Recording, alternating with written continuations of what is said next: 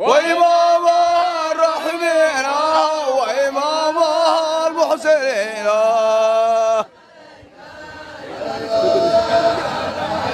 حبيبه يا سيدي يا رسول الله يا إمامها العالمين وإمامها الجميعين وإمامها شهيدين وإمامها القانتين دار المصطفى maanta way ka bedelan tahay maalmihii hore waxa halkan si heersara loogu soo dhaweeyay wafdi barakaysan oo ka yimid xarameynka ee hogaaminayo cilmi badanaha weyn ee murabbiga caashiqa ah ee Sheekh Maxamed Bukhari kaas oo tan iyo markii ay dhamaatay bishii barakaysaneed ee Mawlid isla markaasina sheekhu uu halkan ku qabtay xafladihii waaweynaa ee lagu dabaaldegay dhalashada nabiga waxa uu sheekha u safray dhinaca iyo siyaarada Mustafa nabadgelyo xariis korkiisa Allah yeele muddo bil ah oo sheekhu halkaas uu ku sugnaa ayuu ugu dambeyntii maanta ku soo laabtay dalkiisa hooyo ee Soomaaliya halkaas oo lagu sameeyay soo dhaweyn heer sare ahayd dadweynaha aad u fara badan ayaa sheekha waxay kaga hortageen dhinaca iyo madaarka caalamiga ah ee aadan cabdulle cismaan aadan cadde ee magaalada muqdisho intaas kadibna sheekha iyo wafdigiisa waxay u soo galbiyeen halkan oo daar Mustafa markay isugu yimaadeen barxadda weyn ee daar Mustafa halkan waxaa lagu qabtay xadrada Mustafa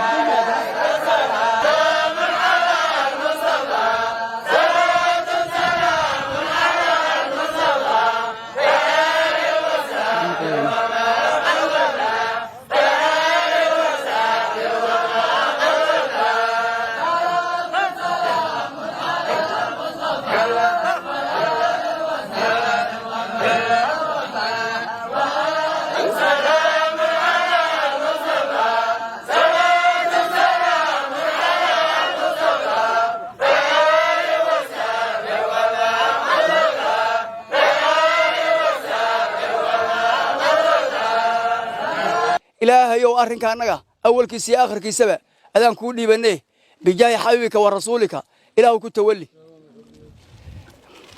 وأن الله مع المؤمنين أذاير الله ولي الذين آمنوا إله أذاير ذلك بأن الله مولى الذين آمنوا وأن الكافرين لا مولى لهم أذاير مركا وحان لنا إلهي dadka adoomahaaga ee lab iyo dhadig baa meekaankan barakaysan aad ku kulmaysadaa kulmiyey ilaahayow xaajada aanu leenahay khaas iyo caamba sir iyo daahirba iyo inta aan u baahanahay aan ogeyn baan hamaansannahay ilaahu intaas taam yeel ilaahu gudo tawalli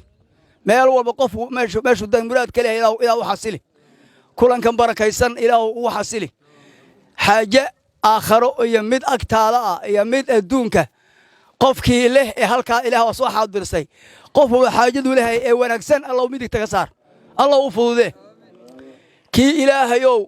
agtaada waxa yaala ay u weynteed doonaya ilaahu agtaada waxa yaala nasiibka ugu badan ee ugu weyn ee ugu balaan ugu daa'imsan ee ugu jeceshay ilaahu ka dhargi xaajada aakhiro ee fara badan ee koobitaanka lahayn qofkii muraadkiisu yahay ilaahu taan u raac ilaahayow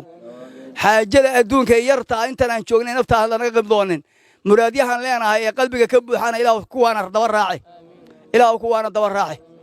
kuwaana daba raaci codbaahiyaha la dhax qaaday qaar kamid ah xirta sheekha halkan ku soo dhaweysay iyagoo muujiyay dareenkooda farxadeed oo ku aadan in sheekha uu dib ugu soo laabtay magaalada Muqdisho caasimadda Soomaaliya waxaan soo dhaweynaynaa sheekhanagii Sheekh Bukhari aan soo dhaweynaynaa waa maalin weyn oo farxad weyn noo ah sidaa darteed aad iyo aad baan faraxsanahay waa maalin taariikh ah oo aan soo dhaweyno sheekhanagii Sheekh Bukhari sheekhayni Sheekh Maxamed معلم إبراهيم معلم سراج الملقب شيخ بخاري